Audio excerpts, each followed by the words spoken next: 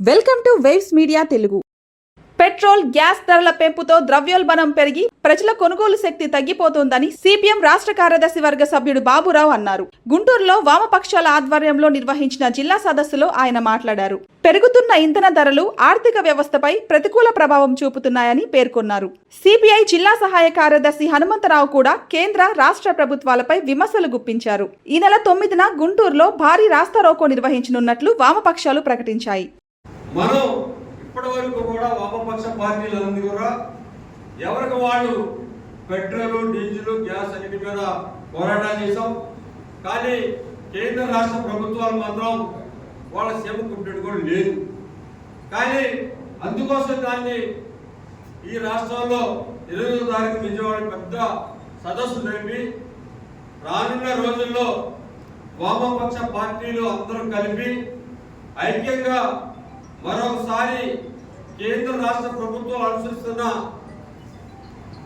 ప్రజా వ్యతిరేక విధానాలని తిప్పి కొట్టకపోతే అద్భుతములు అక్కడ పోతుందని చెప్పేసి నిర్ణయం చేశారు. అందులో భాగంగానే 1వ తారీఖు నుండి 9వ తారీఖు లోపు ఈ సదస్సులు రాష్ట్ర స్థాయి, జిల్లా స్థాయిలో అన్ని చోట్ల జరిపి ప్రజలను చైతన్యం చేసి రోడ్డు మీద వచ్చి పెద్ద ఎత్తున బీజేపీ ప్రభుత్వానికి వ్యతిరేకంగా నిరసన తెలియాలని చెప్పేసి ఆ పూర్వ రంగంలో ఇవాళ మనం ఇక్కడ సదస్సు నిర్వహించుకుంటా ఉన్నాం. పెద్దలు బాబురావు గారు చెప్పారు 2 విషయాలు. ఇప్పుడు పెట్రోల్, డీజిల్ గురించి అక్షరాలతో సహా చెప్పారు. 2014 ఎలక్షన్లలో బీజేపీ ప్రభుత్వం ఆ రోజు స్పష్టంగా హామీ ఇచ్చింది. ఆ రోజు బీజేపీ ప్రభుత్వం అధికారంలోకి వస్తే పెట్రోల్, డీజిల్ ధరలు పెరగవు, నిత్యావసర వస్తువులు తరగవు, రైతులను ఆదుకుంటాము, ప్రభుత్వ ఉద్యోగులను ఆదుకుంటాము, అన్ని వర్గాల ప్రజలకు అండగా ఉంటాము, అవసరమైతే నెల రోజుల్లో ధరల స్థిరీకరణ కమిటీ వేసి ఈ దేశంలో నిత్యావసర వస్తువులు పెరగకుండా ఆ రోజు కమిటీ వేస్తామని చెప్పేసి ఆ రోజు హామీ ఇచ్చారు. కానీ ఎలక్షన్ ముందు 2014 ఎలక్షన్ ముందు అప్పుడున్న యూపీఏ ప్రభుత్వం 10 రూపాయలు గ్యాస్ ధర పెంచి మనందరూ తెలుసు.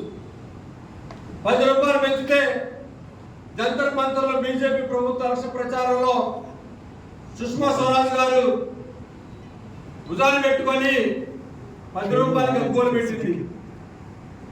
కానీ వాళ్ళు ఏం చేస్తామని 14 సంవత్సరాల బీజేపీ ప్రభుత్వం ఏ ఒక్కటైనా సరే వాళ్ళు ఇచ్చిన హామీలో ఒక్కటి కూడా నిలబెట్టుకోకుండా అన్ని వర్గాల ప్రజలు మోసం చేస్తూ ఉంది, మాయమాటలు చెబుతూ ఉంది. ఈ దేశాన్ని మేము తప్ప ఉద్ధరించే వాళ్ళు లేరని చెప్పేసి కులాలు, మతాలు రకరకాల చుట్టు పెట్టి హిందూ తత్వం రేపెట్టి క్రైస్తవులు, ముస్లింలు తగాదాలు పెట్టి ఎలక్షన్ ముందు ఒక చిన్న యుద్ధలాంటి జరిగితే ఈ దేశానికి బీజేపీ ప్రభుత్వం తప్ప, నరేంద్ర మోడీ తప్ప ఈ దేశం కాపాడేవాళ్ళు లేదని చెప్తా ఉన్నారు. అదేగా జరుగుతుంది ఇప్పటి వరకు. అంటే ఈ 70 సంవత్సరాల కాలంలో భారతదేశం లేదా? అంటే 14 సంవత్సరాలు బీజేపీ వచ్చిన తర్వాత, నరేంద్ర మోడీ వచ్చిన తర్వాత దేశాన్ని కాపాడా? అలా మాయమాట చెప్తా ఉంటే జనం కూడా మోసపోతా ఉన్నారు. దానికోసం మనం చైతన్యం చేయాల్సిన అవసరం చాలా ఉంది. అందుకని ఆ రోజు పెట్రోల్ 60 రూపాయలు ఉంది, డీజిల్ 50 రూపాయలు ఉంది. 2014, 2019లో భారీగా పెంచారు. ఆ రోజు పెంచితే టీడీపీ ప్రభుత్వం